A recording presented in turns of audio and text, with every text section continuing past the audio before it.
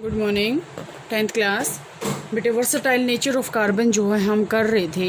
हमने लास्ट क्या किया था, वर्सटाइल नेचर ऑफ कार्बन कि कार्बन का जो है वर्सटाइल नेचर क्या होता है। तो वर्सटाइल नेचर के अंदर बेटे आपके पास क्या आया था, एक मैंने आपको बताया था, इसके अंदर लास्ट जो करवाया था वो करवाया था कैटिनेशन कि कैटिनेशन क्या होता है। कैटिनेशन के अंदर देखो हम क्या करते हैं, मैंने आपको बताया था कि catenation is the property of any compound to make bond with itself. Means कि कार्बन के साथ अगर बॉन्डिंग बनाकर एक लॉन्ग चेन अगर बना रहा है तो इस प्रॉपर्टी को हम क्या बोलेंगे, कैटिनेशन। और बेटा प्लीज़ इसको लाइटली ना लें, ये बहुत ही इंपॉर्टेंट टॉपिक्स हैं, इसमें से क्वेश्चन डन है कि वो पूछेगा ज़रूर इसमें से। तो यहाँ से क्या आएगा कि यहाँ से प्रॉपर्टी है कार्बन की, ये catenation, C for carbon, C for catenation. यहाँ से आपके पास क्या आता है कि ये कार्बन की प्रॉपर्टी है, property of carbon self linking. अगर हम यहाँ से इसको पढ़ते हैं तो यहाँ से क्या है, ये self linking property of carbon is known as catenation. हम इसको क्या बोलते हैं, कैटिनेशन। कल हमने किया था। और मैंने आपको क्या बताया था कि अगर कार्बन के बीच में, जैसे ये कंपाउंड्स बनाएंगे कार्बन के बीच में यहाँ पे सिंगल बॉन्ड है तो हम इसको कहेंगे सैचुरेटेड। क्या कहेंगे, सैचुरेटेड। लेकिन but in case of C double bond C and C triple bond C, इसको हम बोलेंगे अनसैचुरेटेड। नेक्स्ट जो टॉपिक आपका आएगा वो इसी से रिलेटेड आएगा, सैचुरेटेड एंड अनसैचुरेटेड। तो यहाँ से ये आपके पास क्लियर है। नेक्स्ट प्रॉपर्टी आज जो हम स्टडी करेंगे, यहाँ से हम स्टडी करेंगे, एक तो हमने कैटिनेशन पढ़ लिया, कैटिनेशन हमने कल पढ़ा था, तो इसका थोड़ा सा रिवीजन हो गया आपके पास से। तो आज का जो टॉपिक है बेटा वो आपको पता है कि कार्बन का अगर हम एटॉमिक नंबर देखें कितना आता है, 6। आज का जो टॉपिक है वो ये है कि कार्बन का एटॉमिक नंबर कितना है, 6 है। तो हम इसकी इलेक्ट्रॉनिक कॉन्फ़िगरेशन देखेंगे तो कितनी आएगी, 2 4। मीन्स क्या है, अब देखो मैंने आपको ये बताया था कि कोई भी एटम अपना ऑक्टेट को कंप्लीट करना चाहेगा। अब ये ऑक्टेट कंप्लीट कैसे करेगा, या तो ये 4 को माइनस कर दे या इसके अंदर 4 प्लस हो जाए, तब इसका ऑक्टेट कंप्लीट हो सकता है।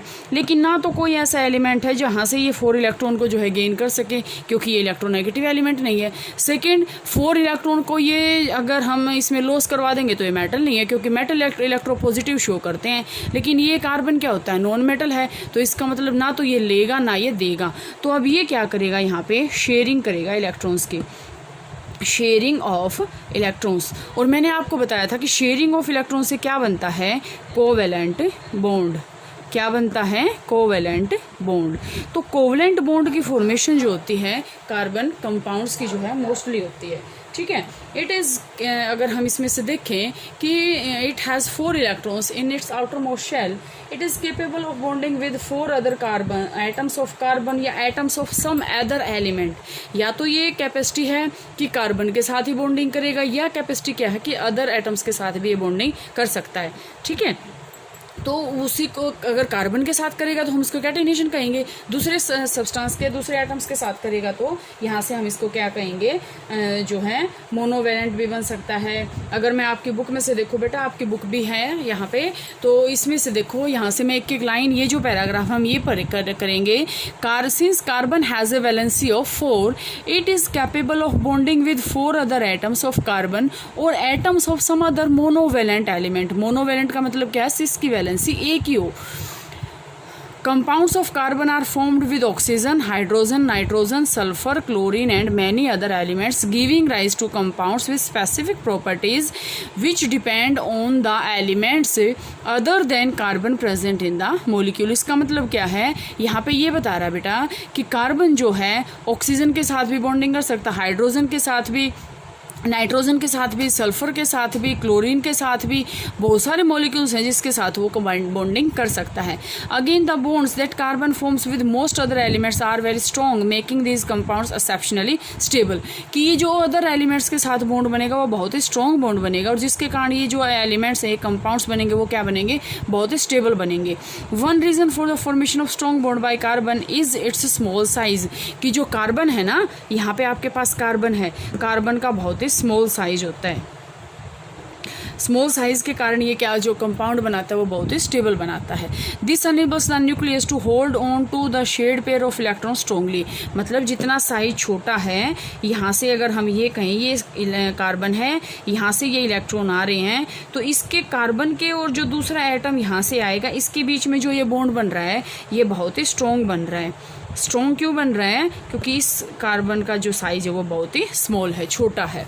ठीक है। The bonds formed by elements having larger atoms are much weaker. आपको ये मैंने बार बार बता रखा है। जैसे बेटा एग्जांपल देखो, मैं आपको ये बताऊं कि मेरे को एक तो ये तोड़ना है, मैं इसको इजीली, जैसे इसकी जगह पे आपके पास चौक है, मेरे को वो चौक तोड़ना है तो मैं उसको इजीली तोड़ पाऊंगी, इस आसानी से टूट जाएगा।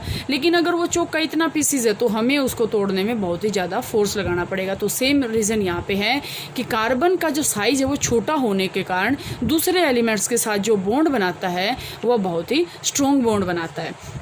ठीक है। तो नेक्स्ट टॉपिक आपके पास बेटे क्या आता है? अब आपके पास आते हैं एक ये वाला पैराग्राफ है, मैं इसमें आपको समझा रही हूँ कि ऑर्गेनिक कंपाउंड्स होते क्या हैं। तो इसको समझो बेटा, ऑर्गेनिक कंपाउंड्स होते क्या हैं, what do you mean by organic compounds. अब आपके पास बार बार ये बातें आएंगी क्योंकि अब आप थोड़ा सा हायर लेवल पे अपने आप को जो है मान के चलें। Organic compounds, first of all we will discuss about organic compounds are those compounds which contain carbon. Means क्या है? कार्बन कंटेनिंग कंपाउंड्स को हम क्या बोलेंगे? ऑर्गेनिक बोलेंगे। कि जो जिस भी चीज़ में कार्बन है, जैसे मैंने ये कह दिया CO2 CH4, ठीक है, यहाँ से इसके अंदर क्या है? कार्बन है। तो ये दोनों कंपाउंड क्या हैं? आपके पास ऑर्गेनिक हैं। तो ऑर्गेनिक हैं तो यहाँ से आपके पास क्या आएगा? तो हम इसको क्या कहेंगे कि ये क्या है? आपके पास ऑर्गेनिक कंपाउंड है। ऑर्गेनिक कंपाउंड है तो इसका मतलब इसकी मेन पहचान क्या है कि इसके अंदर क्या है? कार्बन प्रेजेंट है। इसकी वजह से हमने इसको क्या बोला है? Organic compound. इसके बाद बेटा आपके पास जो नेक्स्ट टॉपिक आएगा वो आएगा saturated and unsaturated carbon compounds. तो मैंने आपको जैसे थोड़ा सा तो बता रखा है कि सैचुरेटेड और अनसैचुरेटेड होता क्या है। अभी अगर हम यहाँ से देखते हैं, what do you mean by saturated and unsaturated, कि सैचुरेटेड और अनसैचुरेटेड होते क्या हैं। सैचुरेटेड का मतलब मैंने स्टार्टिंग में आपको बताया था, इन विच कार्बन सिंगल बॉन्ड। हम ये क्या करेंगे? हमें कार्बन के बीच में सिंगल बॉन्ड देखना है। अगर हम यहाँ पे ये कह दें कि कार्बन और ऑक्सीजन के बीच में डबल बॉन्ड है तो हम इसको अनसैचुरेटेड कह देंगे। हमें कार्बन के बीच में डबल बॉन्ड या सिंगल बॉन्ड देखना है तो हम इसको क्या कहेंगे? ये क्या है आपके पास? सैचुरेटेड है। अगर कार्बन के बीच में डबल बॉन्ड है तो हम उसको क्या कहेंगे? या फिर ट्रिपल बॉन्ड है तो हम इसको क्या कहेंगे? Unsaturated compounds. ठीक है। तो बेटा आप यहाँ तक का इसको कर लेना, बाकी नेक्स्ट कल करते हैं।